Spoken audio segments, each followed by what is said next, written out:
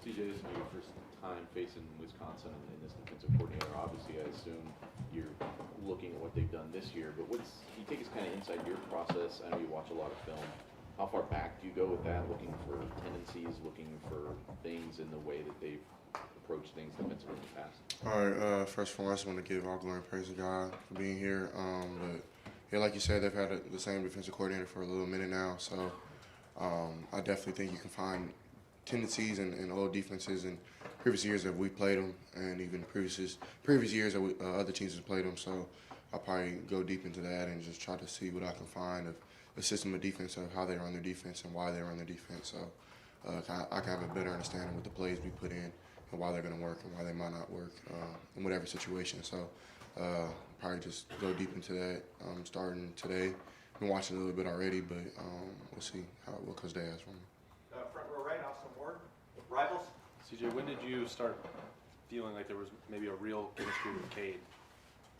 I mean, me and Cade have put in a lot of work this offseason, trying to make him more of a pass catcher. He was already kind of naturally good at running routes.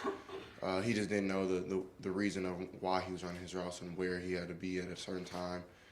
He's really good at man, but in the offseason we really worked on his zone routes, trying to get open in the right time and space at the time. So it kind of started then, and then it's just been building ever since. So I know I missed him on a couple other throws, but I know we'll get back to working. In our indie periods where we're by ourselves and everybody else has special teams, Cade will come over, him and Mitch, and they'll run routes with us, and that kind of helps as well, just get our chemistry going. Looked like he was ready to get you back and maybe fight for you after you got tackled on the one handoff there. Yeah, that's all good. I ain't tripping with K. Yeah, he always has my back, just like I have his. So, yeah, I appreciate him saying something. And, yeah, I was surprised it wasn't a call, but it is what it is. Front row middle, Bill Rabinowitz, Columbus Dispatch. Describe Luke Whippler and your relationship with him and how it's grown. I mean, me and Luke, we came in together spring of 2020. And, I mean, me and him kind of have similar mindsets when it comes to watching film and kind of just loving to do that. So that's kind of like where it started. I mean, I really wouldn't say that it's grown since last year. We've kind of done the same thing, which worked. So we didn't really want to switch anything. But at the same time, we both just smarter just because we have games on our belts now. We're leaders on the offense. So I definitely feel like me and him will continue to do great things and just be sound with our communication and just be better. So I know that'll happen soon. His personality? I think he's really outgoing. He's definitely somebody people actually talk to in the Woody. He's not like somebody who just walks around and doesn't talk to anybody. He's definitely outgoing, and I mean he's a cool guy to me. I mean he's tough. You could tell that he comes from a strong household. His dad, I met his dad a couple times. You could tell he's a strong dude. His mom as well. So he grew up kind of rough with his parents, just teaching him how to live the right way with discipline and things like that. So he's very disciplined, but at the same time he knows how to have fun. So he's good to be around. Far left, Jared Smalley, WCMH. Hi, CJ. We've asked you the past couple of weeks about expanding your game, rolling out of the pocket, extending plays with your feet, carrying the football. Can you explain how that is going to diversify your portfolio, right? You're thinking like financials. You're thinking about how you can threaten the defense in so many different ways. How important is that to you, not only at this level, but at the next level as well, about presenting the diversity of skill to a defense to make them plan for it every week? I mean, I don't really honestly think about stuff like that. I just go out there and play. If the throw is there, I'm throwing the ball. But I mean, if running presents itself, then that's when I'll take that into consideration. But I mean, whatever people think, I mean, whatever you are on film is who you are. So, at least in the football world. So, I mean, if that means I can run the ball, so be it. If it doesn't mean it at all, I'm not. That's not in my mind to really judge myself. I'm just trying to win games, honestly. So, and I love spreading the ball around to all different guys. So. That's using the scramble drill to find somebody open. Later on, if it wasn't there early on, then I'll do that. But if that's getting 3 to 4 yards on just a little scramble just to get us going, get us out of 1st and 10, get us to 2nd and 6, 2nd and 4, 2nd and 7, whatever the case may be, just to get our offense rolling and clicking a little more, then I'll do that. So I'm not really pressured just to see how anybody judges me on if I do it or not. I don't know, I'm just out there having fun playing ball and trusting my natural instincts. So. Second row left, Stephen Means, Cleveland.com.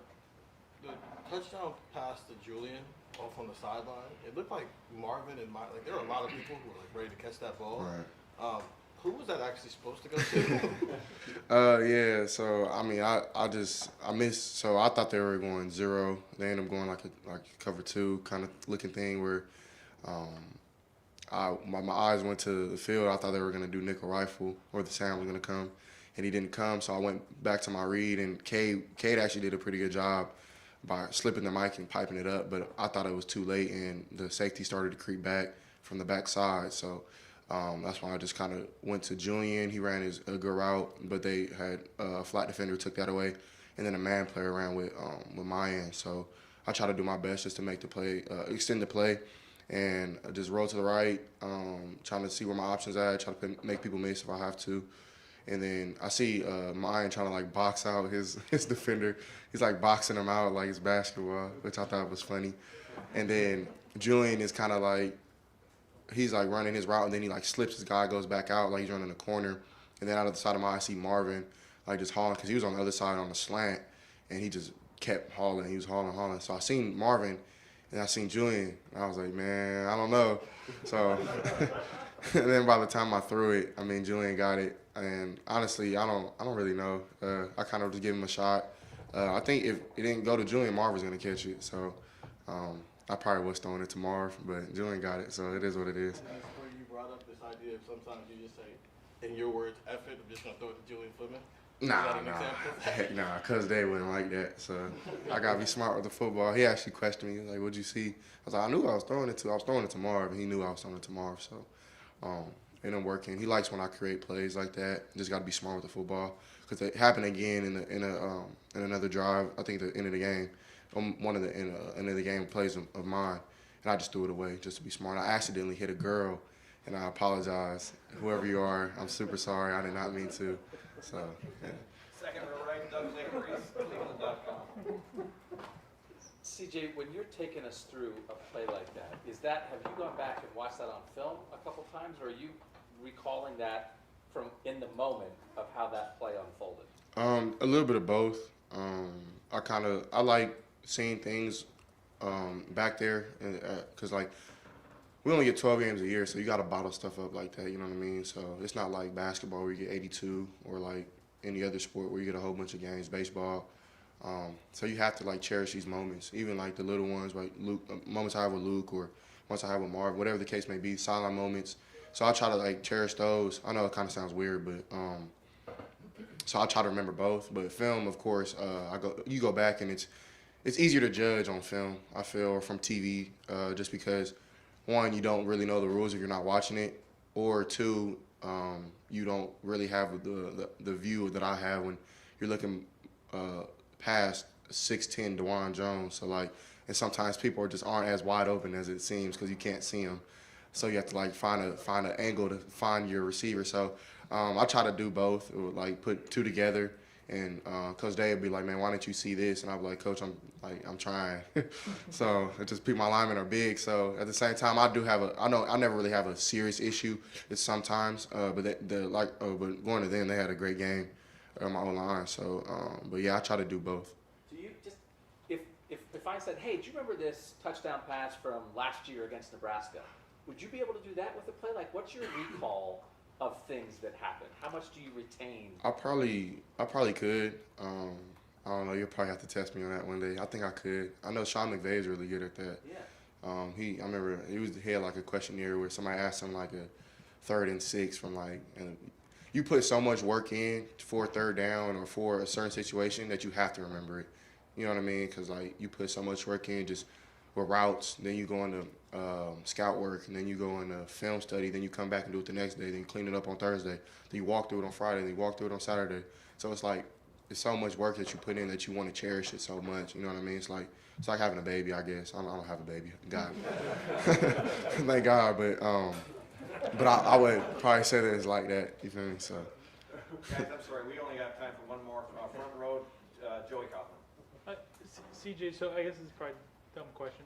But that throw was the throw where it goes to Julian, and then ends up. Or, the throw was intended for Marvin. It goes to Julian. Like, do you consider that a good throw? It resulted in a touchdown, but it goes to like the other guy. Yeah, I mean, I put it to only where my offensive player could get it. So, I mean, whenever you do that, I feel like it's a recipe for success.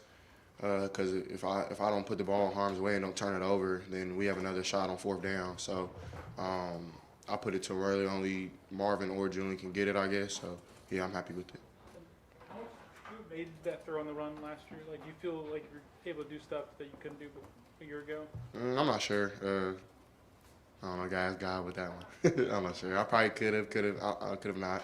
It's just whenever the situation comes, you gotta be able to make the play. So, CJ, thank you, guys. thank you very much.